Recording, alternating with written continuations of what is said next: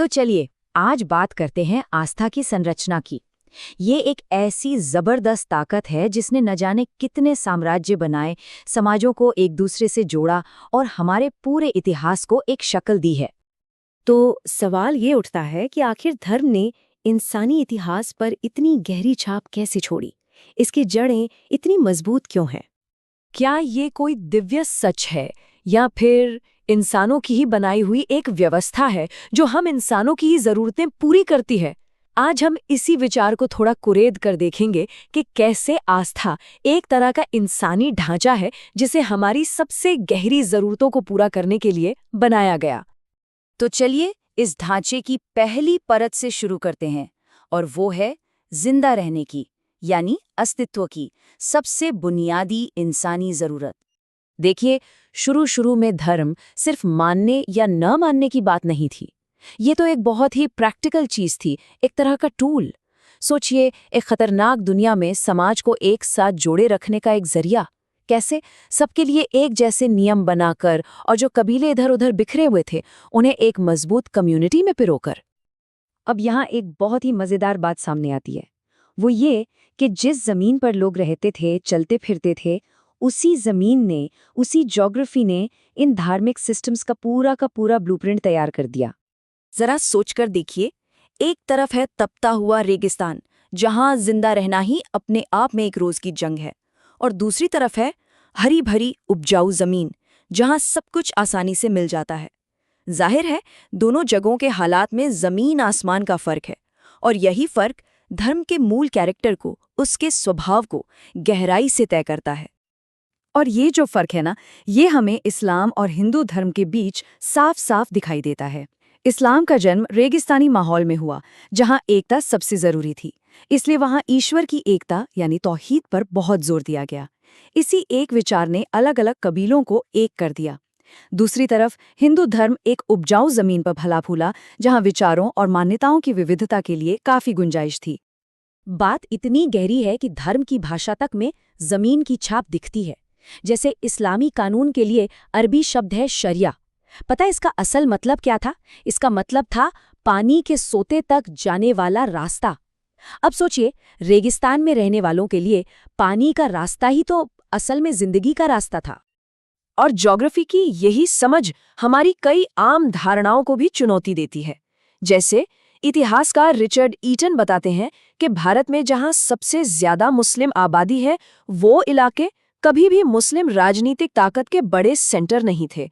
अब अगर धर्म परिवर्तन सिर्फ तलवार के जोर पर हुआ होता तो मामला ठीक इसका उल्टा होता, है ना? तो मतलब साफ है कि इतिहास इतना सीधा सरल नहीं होता जितना हम सोच लेते हैं।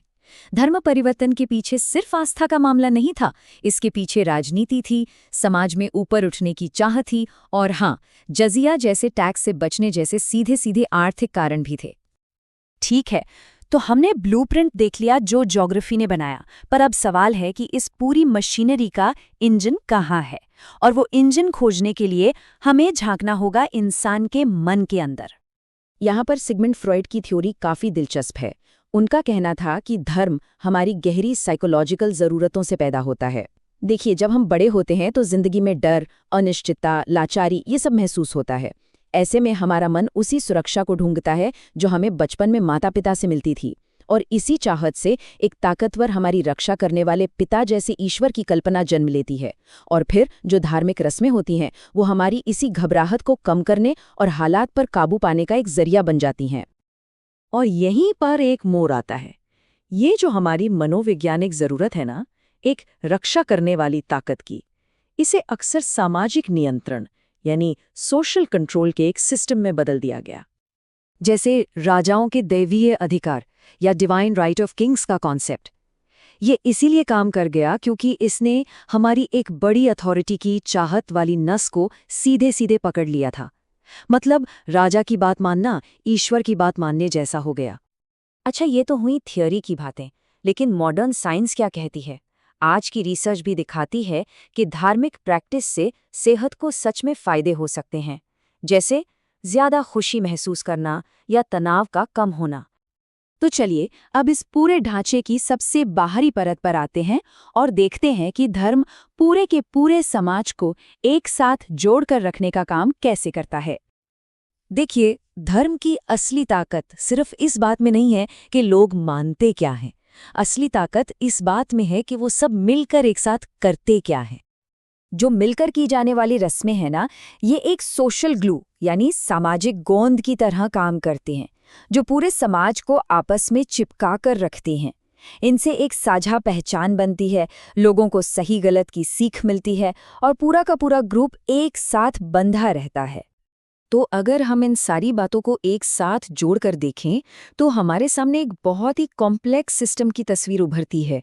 एक ऐसा सिस्टम जो शायद आसमान से नहीं उतरा, बल्कि हमारी इसी धरती की ज़रूरतों से पैदा हुआ है।